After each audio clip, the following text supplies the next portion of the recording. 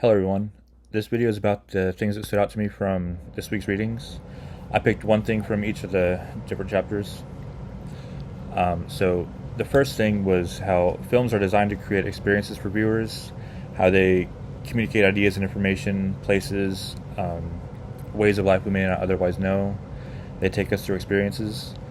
Through watching films, we can sort of experience life through other people, um, see different places in the world, and understand different ways of life that we've never seen before or not a part of.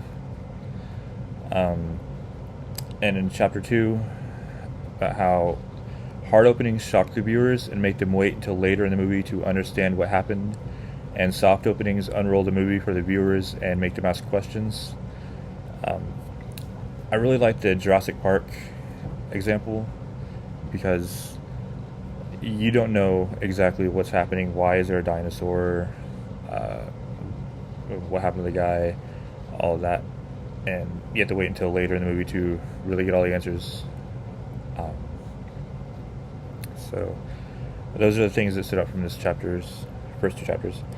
So the questions in the discussion board that I liked were, how has the film industry changed over time? It's become a little bit less conservative and more diverse. There's more swearing and sexual content, nudity, uh, but there's also more diversity, and people of color, marginalized groups, LGBTQ community. They're all being more represented and in a better light than they have been in the past. Um, so, what are the challenges and opportunities facing the film industry?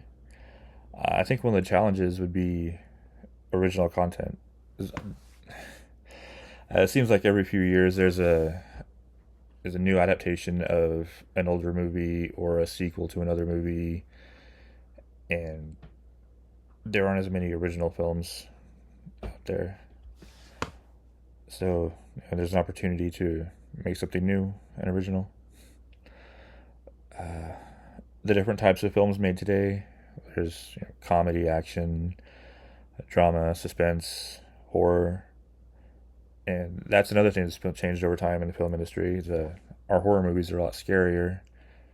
Like, I watched the original House on Haunted Hill, and it wasn't scary at all. This newer one that came out back in the '90s, it was a lot scarier. It actually had more horror in it. Um, and the last one is, how do films communicate ideas and emotions to audiences?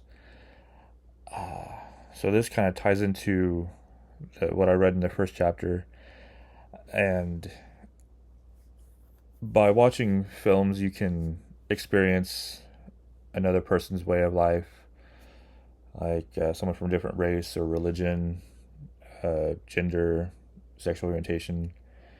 You'll see what their life is like, what their experiences are, and what's different from what you experience or what's the same.